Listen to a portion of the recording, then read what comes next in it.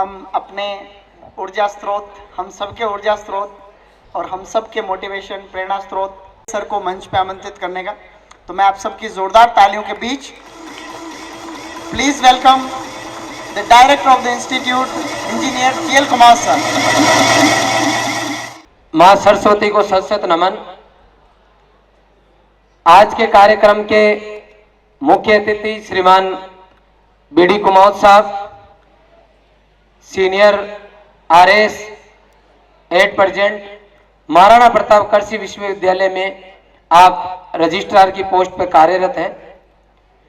इसके अलावा बाहर से पधारे हुए सभी अभिभावक, मेरे साथीगण और प्यारे विद्यार्थियों, आज के इस कार्यक्रम में 12वीं विज्ञान वर्ग का जो रिजल्ट आया 12 2024 का साइंस स्ट्रीम का, उसके लिए आज रॉयल इंस्टीट्यूट के द्वारा जो प्रतिभावान सम्मान समारोह रखा गया है, इसमें आप सभी का मैं हार्दिक स्वागत करता हूं, अभिनंदन करता हूं।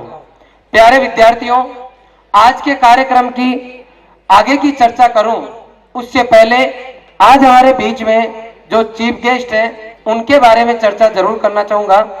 आप प्रॉपर किशनगढ़, रेनवाल, जयपुर के रहने वाले हैं। सामान्य परिवार में आपका जन्म हुआ।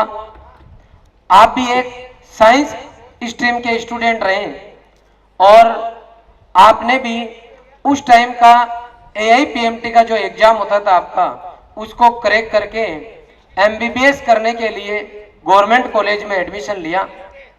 आपने फर्स्ट ईयर किया, करते करते ही क्योंकि परिवार की स्थितियां इतनी खराब थी कि एक MBBS में एडमिशन कराना वास्तव में बहुत टफ जॉब था।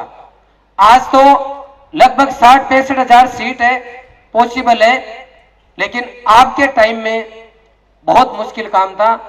आपने एग्जाम क्रैक किया, लेकिन आप अपनी डॉक्टर बनने के जो सपना था उसको साकार नहीं कर पाए। आपकी शुरू से इच्छा थी कि मानव सेवा करूं प्लस मेरे नाम के आगे डॉक्टर लगे, लेकिन आपकी परिस्थितियां जो थी उन्होंने आपका साथ नहीं दिया और आपको डिग्री बीच में छोड़नी पड़ी। आप मेडिकल के दूसरे कोर्स में आपने एडमिशन लिया और आप एक इन फ्यूचर जाके नर्सिंग ऑफिसर बने। नर्सिंग ऑफिसर बनते हुए आपने वापस तैयारी जारी रखी और पहले प्रयास के अंदर पूरे राजस्थान के अंदर जो सबसे मेन एग्जाम होता है प्रशासनिक सेवाओं के अंदर, वो एग्जाम होता है RS का। पहले ही प्रयास के अंदर आपने नौकरी करते हुए RS का एग्जाम फर्स्ट अटेम्प्ट में क्लियर किया और पूरे राजस्थान के अंदर रिटर्न के अंदर सबसे ज्यादा नंबर लेके आए। आप एग्जाम्पल है हम सब के लिए कि अगर आदमी ठान ले तो कुछ भी असंभव नहीं है। 8% आप रजिस्ट्रार हैं।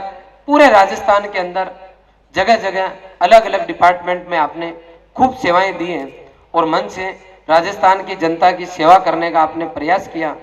RS बनने के बाद में भी इनकी इच्छा तो थी कि मैं मेरे नाम के आगे डॉक्टर लगे, तो अधिकारी बनने के बाद में भी पढ़ना नहीं छोड़ा और आपने PhD किया और 8% आप डॉक्टर BD कुमावत है।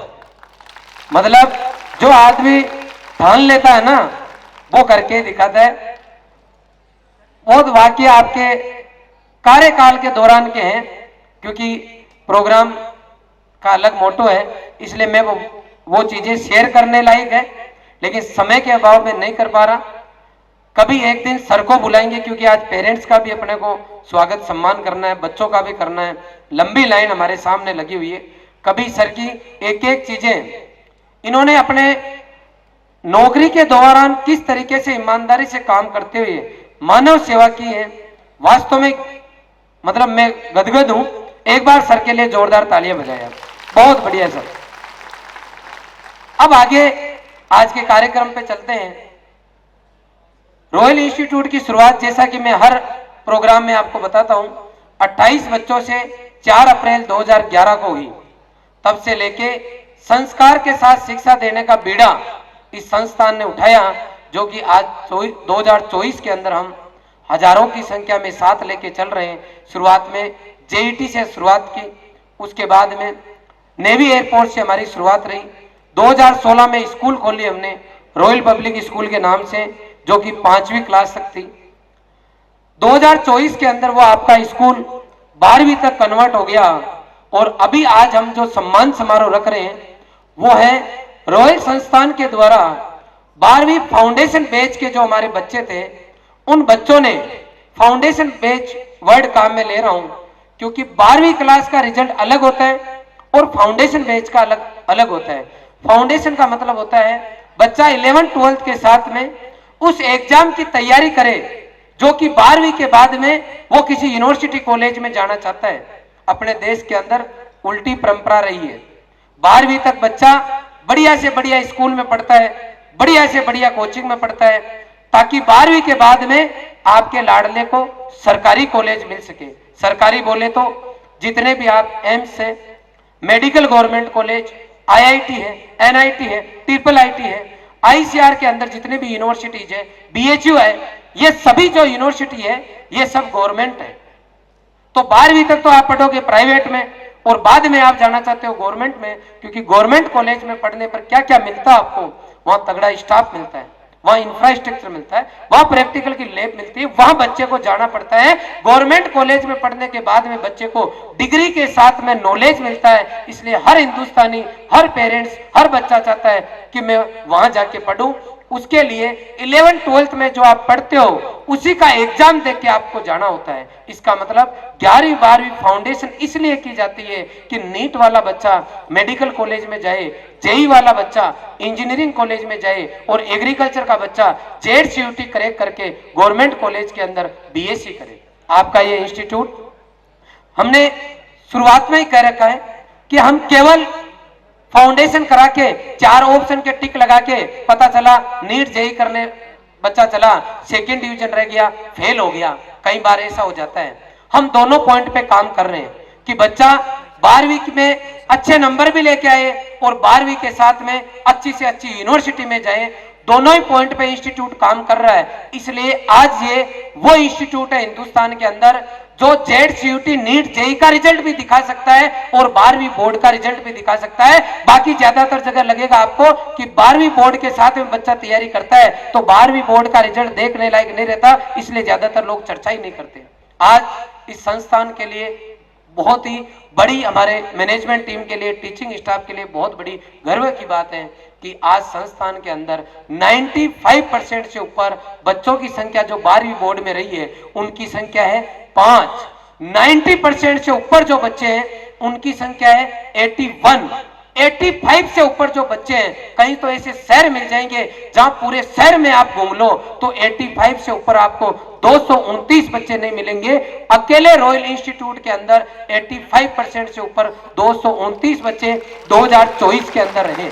मैं बात करता हूं 80% से ऊपर वाले बच्चों की, जिनकी संख्या है 367 367, उनको गिनते हैं तो भी समय लगता है।